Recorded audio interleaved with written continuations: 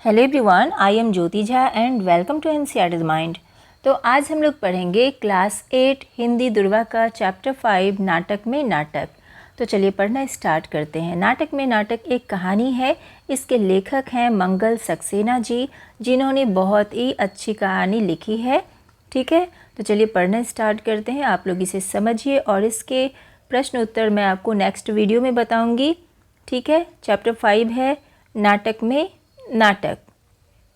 राकेश का मन तो कह रहा था कि बिना पूरी तैयारी के नाटक नहीं खेलना चाहिए, और जब नाटक में अभिनय करने वाले कलाकार भी नए हो, मंच पर आकर डर जाते हो, घबरा जाते हो और कुछ बुद्धू भी हो, तब तो अधूरी तैयारी से खेलना ही नहीं चाहिए।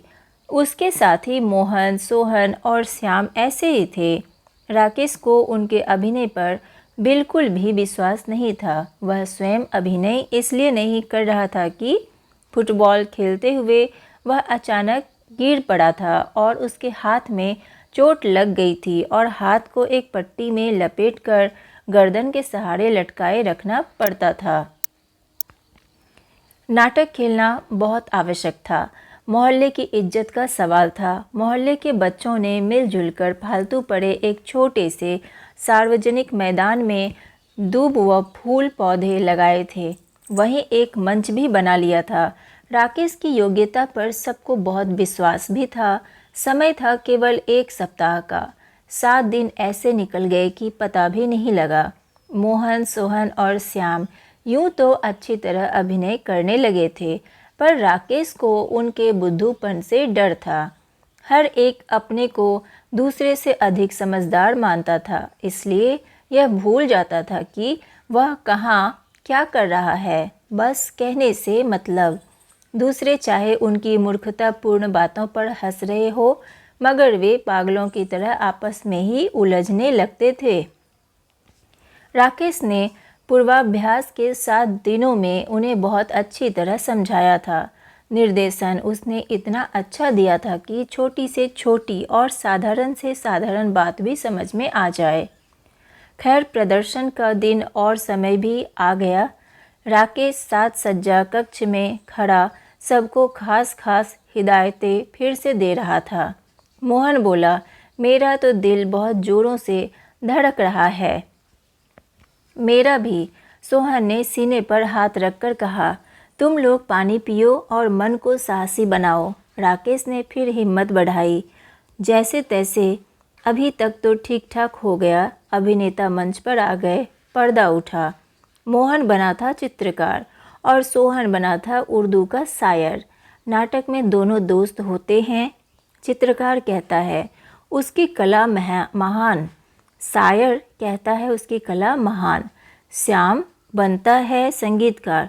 वह उनसे मुलाकात करने उनके उस स्थान पर आता है जहां वे यह बहस कर रहे हैं, बजाय इसके कि वह नए नए मित्रों से मधुर बातें करें। बड़े छोटे के इस विवाद में उलझ जाता है। वह कहता है संगीतकार की कला महान।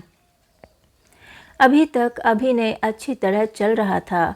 सबको अपना अपना पार्ट याद आ रहा था। सब ठीक ठीक अभिनय करते चले जा रहे थे। अचानक श्याम पार्ट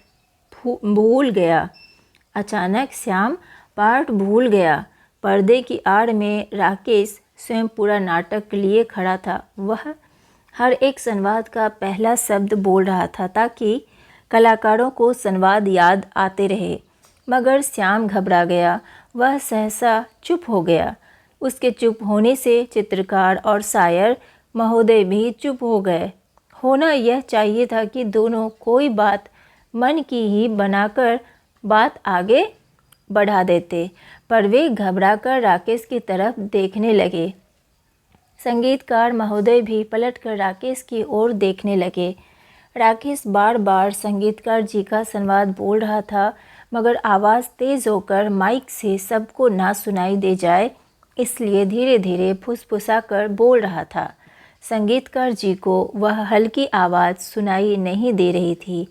तभी शायर साहब संगीतकार के कंधे पर हाथ मारकर बोले, उधर जाकर सुन लेना। संगीतकार अपना वायलिन पकड़े पकड़े राकेश की ओर खिसक आए। दर्शक ठठाकर हंस पड़े। संगीतकार जी और घबरा गए। जो कुछ सुनाई पड़ा उसे ही बिना समझे बुझे झट से बोलने लगे। संवाद था, जब संगीत की स्वर लहरी गूंजती है तो पशु पक्षी तक मुग्ध हो जाते हैं। शायर साहब, आप क्या समझते हैं संगीत को? मगर संगीतकार साहब बोल गए यूं, जब संगीत की स्वर लहरी गूंजती है तो पशु पक्षी तक मुंह की खा जाते हैं। गाजर साहब, आप क्या समझते हैं हमें? शायर साहब तपाक से बोले, तुम्हारा सर। गाजर साहब, हूँ मैं। दर्शक फिर ठठाकर हंस पड़े। चित्रकार महोदय ने मंच पर सूझ और अक्लमंदी दिखाने की कोशिश की। इनका मतलब है, आपकी शायरी गाजर मूली है और आप गाजर साहब हैं, सो इनकी कला महान है, मगर मेरी कला इनसे भी महान है। राकेश दांत पीस रहा था। उसकी सारी मेहनत पर पानी पड़ गया था, पर इस तरह बात संभालते देखकर कुछ शांत हुआ। इस बार शायर साहब बुद्धूपना दिखा बैठे। गुस्सा होकर बोले, तूने भी गलत बोल दिया। मुझे गाजर साहब कहने की बात थी क्या?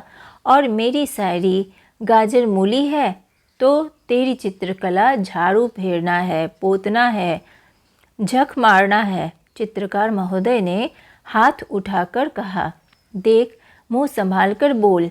दर्शक फिर बड़े जोर से हंस पड़े। राकेश घबरा रहा था, गुस्सा भी आ रहा था उसे, और रोना भी। सारी इज्जत मिट्टी में मिल गई। पर अब क्या हो? वह बार बार दोनों हथेलियों को मसल रहा था और कोई तरकीब सोच रहा था। इधर मंच पर तीनों में जोरों से तू मैं हो रही थी। चित्रकार महोदय हाथ में कूंची पकड़े, आंखें नचा नचा कर मटक मटक कर बोल रहे थे, अरे चमगादड़, तुझे क्या खाक शायरी करना है? ज़बरदस्ती ही तुझे यह पार्ट दे दिया, तूने सारा गड़बड़ कर दिया। मुझे चमगादड़ कहता है? अरे आलू बुखारे, शायरी तो मेरी बातों से टपकती है। तूने कभी टूथ ब्रश के अलावा कोई ब्रश उठाया भी है? यहाँ चित्रकार बना दिया तो सचमुच ही अपने को चित्रकार समझ बैठा।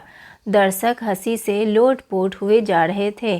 संगीतकार महोदय कभी उन दोनों लड़ते कलाकारों की ओर हाथ नचाते, कभी दर्शकों की ओर। तभी तेजी से राकेश मंच पर पहुंच गया। सब चुप हो गए, सकपका गए। राकेश पहुंचते ही एक कुर्सी पर बैठते हुए बोला, आज मुझे अस्पताल में हाथ पर पट्टी बंधवाने में देर हो गई तो तुमने इस तरह रिहर्सल की है।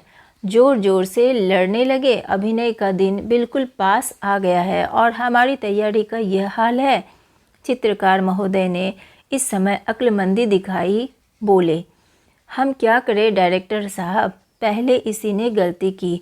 राकेश बात काटकर बोला, अरे तो मैंने कह नहीं दिया था कि रिहर्सल में भी यह मानकर चलो कि दर्शक सामने ही बैठे हैं। अगर गलती हो गई थी तो वहीं से दोबारा रिहर्सल शुरू कर देते। यह क्या कि लड़ने लगे, सब गड़बड़ करते हो। बात राकेश ने बहुत संभाल ली थी। पर्दे की आड़ में खड़े अन्य साथी मन ही मन राकेश की तुरंत बुद्धि की प्रशंसा कर रहे थे।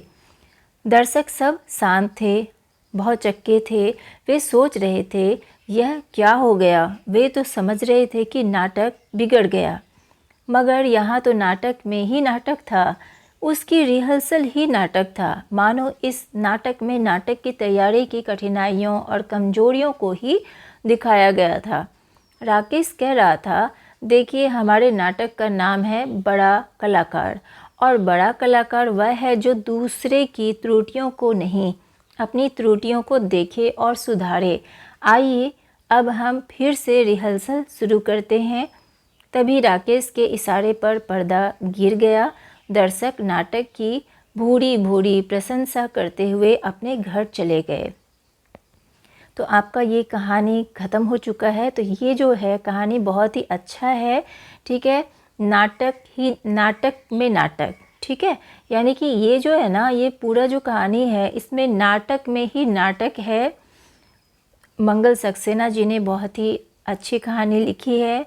तो आप इसे पढ़िए, समझिए, और आपको मेरा पढ़ाना कैसा लगता है मुझे ज़रूर बताइए कमेंट करके, और इसके प्रश्न उत्तर मैं आपको नेक्स्ट वीडियो में बताऊंगी। अगर अच्छी लगी हो मेरा पढ़ाना तो मेरे चैनल NCERT द माइंड को लाइक कीजिए, सब्सक्राइब कीजिए और पास में दिए गए बेल आइकन को ज़रूर प्रेस कर दीजिए ताकि NCERT से रिलेटेड जितने भी वीडियोज़ हैं वो आपके पास समय से पहुंचती रहे।